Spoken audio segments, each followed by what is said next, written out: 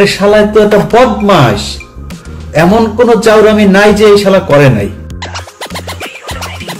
বাংলাদেশে এক 8 পাস নায়ক আছে যার নাম সাকিব খান, যিনি কাঁদলেও মানুষ হাসে, যার অভিনয়ের জন্য দেশের সিনেমা হল বন্ধ হয়েছে। প্রতি ঈদে একটা সিনেমা বের হলেই উনি নিজের টাকা পয়সা দিয়ে কিছু পোলাপান ভাড়া করে স্টার সিনেপ্লেক্সে নিয়ে যান, যার সাথে কিছু সাংবাদিকও ভাড়া খাটে। সবার মিলিত প্রচেষ্টায় হাউসফুল একটা নিউজ হয়। বাস্তবে সিনেমা কেউ দেখে না। হ্যাঁ ভিউয়ার্স, এতক্ষণ যে কথাগুলো বলছিলাম সেগুলো মূলত সাংবাদিক ইলিয়াস হোসেন তার ফেসবুক স্ট্যাটাসে লিখেছেন। কিন্তু কেন? বউরে সারা জীবন আকাম কুকাম করেছে, ওর বউ এই যে নিউ ইয়র্কে, এই যে আমেরিকায় এখন।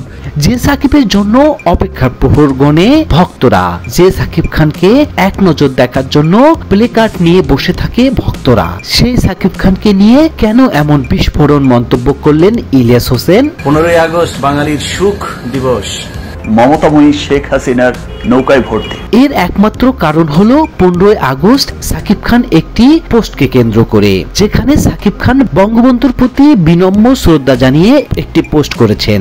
আর এতেই তেলেবেগুনে জ্বলে উঠেছেন সাংবাদিক ইলিয়াস হোসেন। আমি আপনার সাথে মানে ফাউল তর্ক করতে চান, আপনাকে আমি কয়েকটা ক্লু ধরাই দিলাম, আপনি খোঁজ নেন।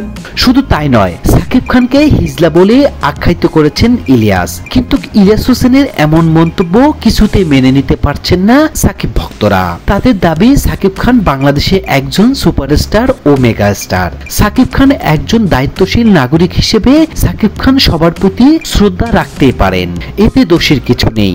তাই বলে প্রকাশ্যে একজন স্বনামধন্য অভিনেতাকে এভাবে অপমান করলেন।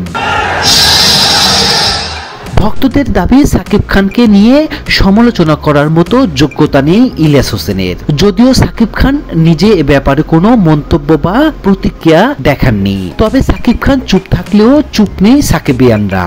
তাদের বিভিন্ন অফিসিয়াল গ্রুপে চলছে আলোচনা সমালোচনা। তো ভিউয়ার্স, আপনার কাছে কি মনে হয়, বাংলাদেশে একজন সুপারস্টারকে অপমান করা কি ঠিক হয়েছে?